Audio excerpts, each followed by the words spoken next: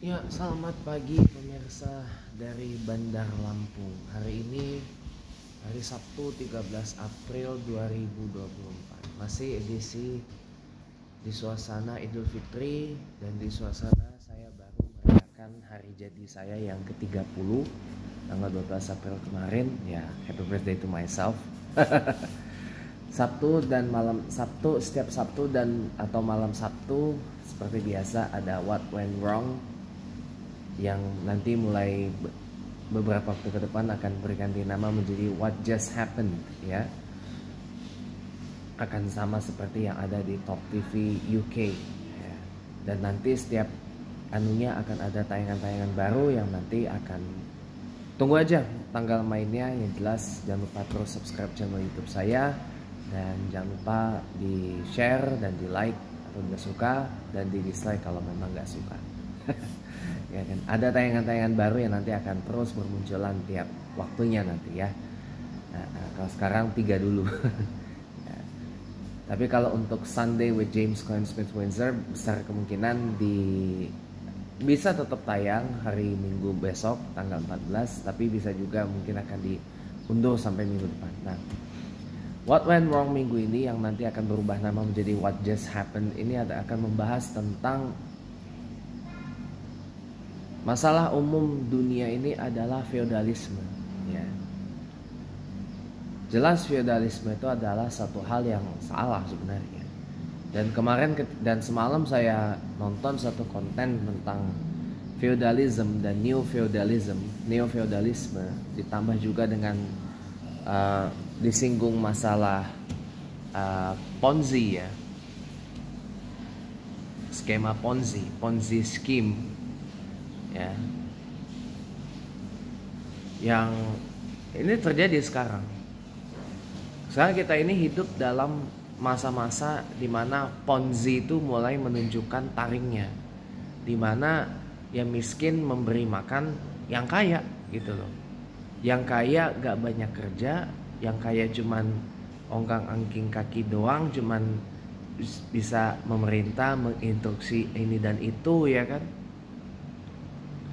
Sementara yang kerja capek-capek itu yang di bawahnya. Ini kan Ponzi banget gitu. Ini sangat feodal banget. Dan apa ya? Mereka bebas menentukan ya reward apa yang bakal didapat gitu. Kalau mereka udah kerja. Ini kan sebuah sistem yang kata Bro Gamal adalah sebuah sistem yang dungu gitu ya.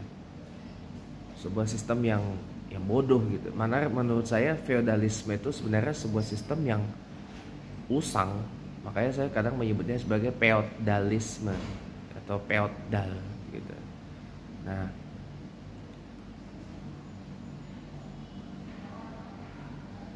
tapi jujur aja ya, menghilangkan atau menghapus atau merobohkan feodalisme di Indonesia ini nih bukanlah perkara mudah.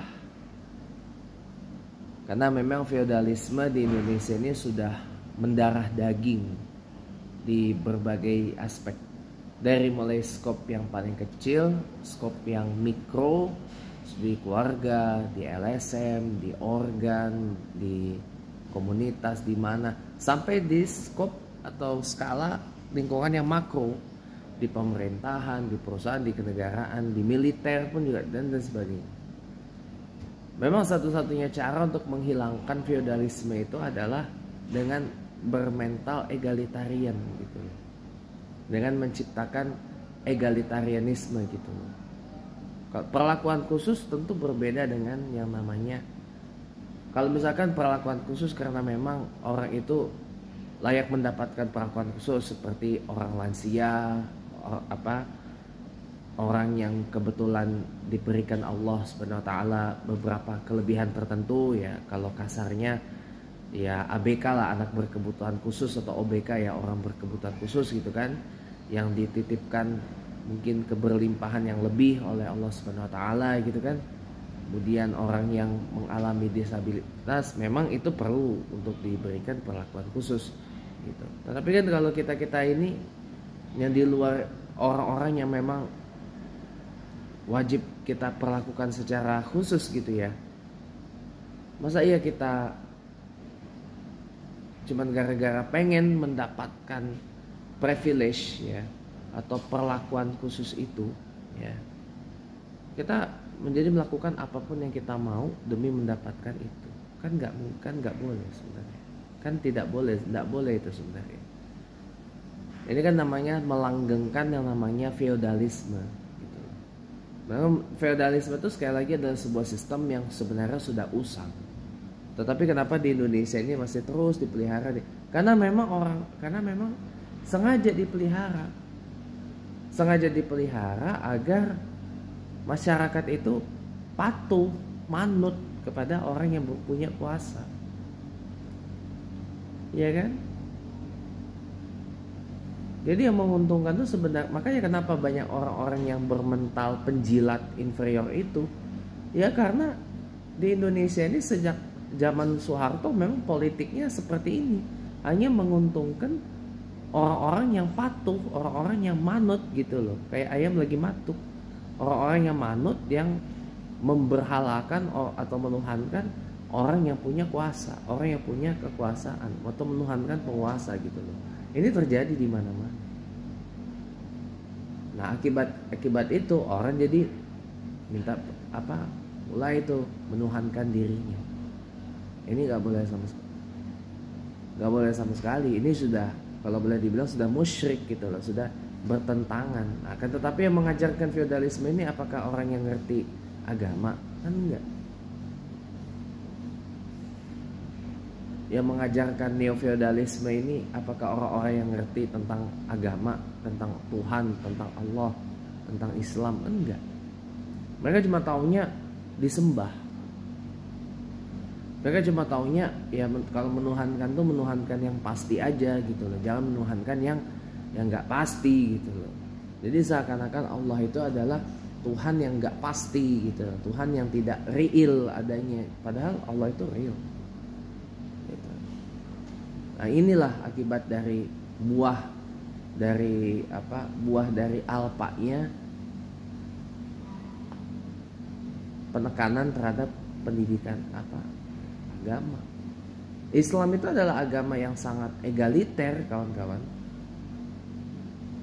Kalau dibilang beragama itu agama yang egaliter gitu ya, Islam itu adalah agama yang egaliter. Tidak ada Islam itu mengajarkan feodalisme gitu loh. Orang di atas, yang di mata Allah Subhanahu wa taala aja semuanya sama. Allah itu kan Tuhan yang sangat egaliter. Karena di mata Allah Subhanahu wa taala itu semua dari kita sama. Yang membedakan cuma keimanan dan ketakwaan kita dan ketauhidan kita kepada Allah Subhanahu wa taala, itu aja. Selesai. Jadi jangan jangan terlalu dimabukkan dengan ya begitu-gitu lah. Itu orang kayak gitu sebenarnya. Orang yang kayak gitu, orang-orang yang bermental feodal itu sebenarnya adalah orang yang gila pujian, orang yang gila hormat, orang yang gila kekuasaan. Itu pasti ya mentalnya atau jiwanya itu feodal. Ya kan? Nah, kenapa? Makanya di Indonesia ini banyak banget penjilat di sana di sini. Ya karena mereka cari aman, cari untung. Mereka melawan penguasa, ya konsekuensinya pahit, dihukum, dipanis ya kan. Mereka dekat dengan penguasa, nanti diberikan reward, diberikan facilities, diberikan profits, diberikan proyek ini dan itu apa segala macam. Itu terjadi teman-teman di Indonesia ini. Padahal di negara-negara kerajaan aja seperti di Inggris, di Denmark, di Sweden, di Swedia, di Norwegia, di Belanda, itu nggak ada yang begitu. Orang-orangnya juga nggak bermental feodal gitu loh. Itu makanya mereka disebut Crown Republic gitu. Republik tapi dimahkotai. Bukan republik tapi rasa kerajaan. Kerajaan terasa republik dibalik itu. Ya, satu-satunya cara memang untuk menghapus feodalisme ini adalah memulai egalitarianisme. Dimulai dari pendidikan, dimulai dari skop yang paling kecil. Ya, dimulai dari skop yang paling kecil sampai dengan skop yang paling besar. Itu insya Allah kalau kita mau sama-sama, feodalisme itu pasti akan hilang dari negara ini. Karena memang Allah itu tidak mengajarkan namanya feodalisme. Ketemu lagi minggu depan kita.